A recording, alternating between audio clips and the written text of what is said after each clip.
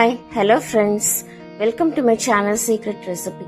இன்றைக்கி நம்ம செய்ய போகிற ரெசிபி மட்டன் கொத்துக்கறி.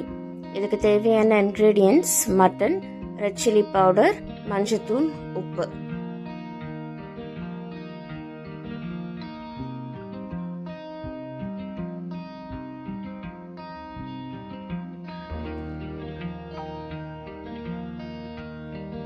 மட்டன் கொத்துக்கறி நம்ம ரொம்ப சுலபமாக நம்ம பண்ணிடலாம். சிம்பிள் இன்க்ரீடியன்ஸ் வச்சு நம்ம ரொம்ப டேஸ்டியாக நம்ம செய்ய முடியும்.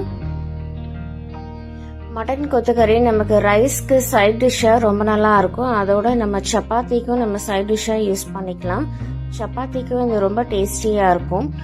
ஸோ இப்போ இந்த மட்டன் கொத்துக்கறி இப்போ எப்படி பண்ணுறதுன்னு பார்க்கலாம். நான் இப்போ 1/2 kg மட்டன் எடுத்திருக்கேன்.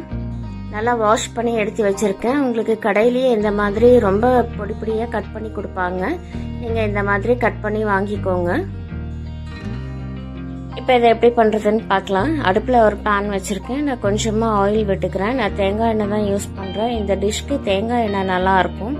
ஸோ நீங்கள் தேங்காய் எண்ணெயில் ட்ரை பண்ணி பாருங்கள். எண்ணெய் சூடாயிருச்சு. இப்போ நான் கடுகு போட்டுக்கிறேன். இது கூடவே ஒரு கொத்து கருவேப்பிலை சேர்த்துக்கிறேன். சேர்த்துட்டு நான் வாஷ் பண்ணி வச்சிருக்கிற மட்டனை இது கூட நான் சேர்த்துக்கிறேன்.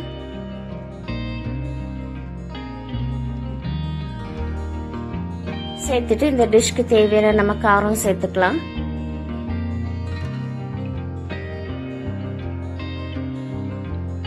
இது கூட ரெட் சில்லி பவுடர் நான் சேர்த்துக்கிறேன். உங்க காரத்துக்கு ஏற்ற மாதிரி நீங்க சேர்த்துக்கோங்க.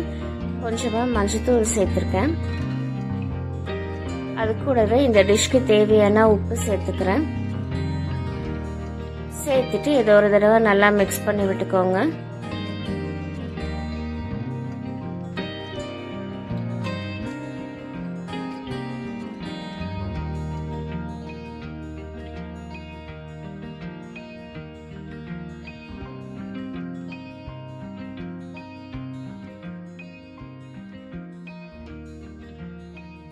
இதை நல்லா கலந்து விட்டுட்டு இப்போ இது கூட நம்ம தண்ணி சேர்த்துக்கலாம். நமக்கு மட்டன் நல்லா வேகணும். வேகிறதுக்கு கொஞ்சம் லேட் ஆகும். ஸோ நீங்கள் அந்த அளவு நீங்கள் தண்ணி யூஸ் பண்ணிக்கோங்க.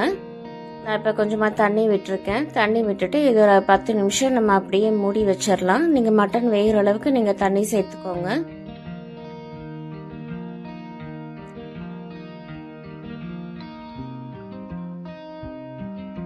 இப்போ நல்லா கலந்து விட்டாச்சு. இப்போ நம்ம மூடி வச்சிடலாம். இது ஒரு 10 நிமிஷம் அப்படியே இருக்கட்டும், நல்லா வேகட்டும். அடுப்பு மீடியம் ஃப்ளேமில் வச்சுக்கோங்க.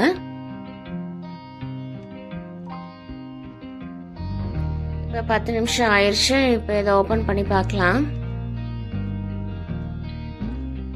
இப்போ நமக்கு இன்னும் தண்ணி கொஞ்சம் இருக்கு. மட்டன் 75% அளவு நல்லா வெந்திருக்கு. இந்த தண்ணி சுண்டும் போது நமக்கு அது ஃபுல்லா வெந்துடும். இப்போ இந்த தண்ணி சுண்டுறதுக்காக இனி ஒரு 5 நிமிஷம் நம்ம வெயிட் பண்ணலாம். இப்போ இதை அப்படியே மூடி வச்சிடலாம். இனி ஒரு 5 நிமிஷம் நல்லா வேகட்டும்.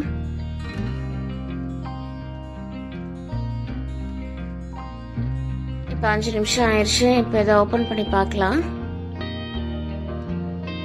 இப்போ உங்களுக்கு பார்க்கும்போதே தெரியும் தண்ணி நல்லா சுண்டி இருக்கு பாருங்க. நல்லா ட்ரை ஆயிடுச்சு. இப்போ இது இன்னும் ஒரு 2 நிமிஷம் நம்ம வச்சா போதும். நமக்கு ஃபுல்லா ட்ரை ஆயிரும்.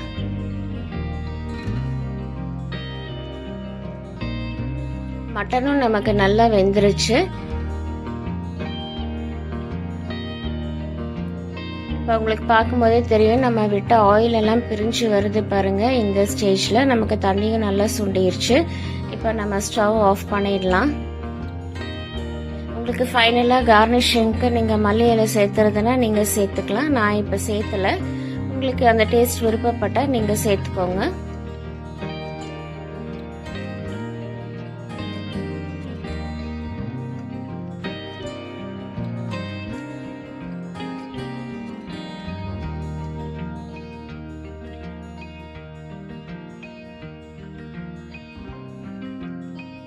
இப்போ நல்லா ட்ரை ஆயிடுச்சு பாருங்க. இந்த ஸ்டேஜில் நம்ம ஸ்டவ் ஆஃப் பண்ணிடலாம். ஸ்டவ் ஆஃப் பண்ணிட்டு இது ஒரு சர்விங் பிளேட்க்கு நம்ம மாற்றிக்கலாம்.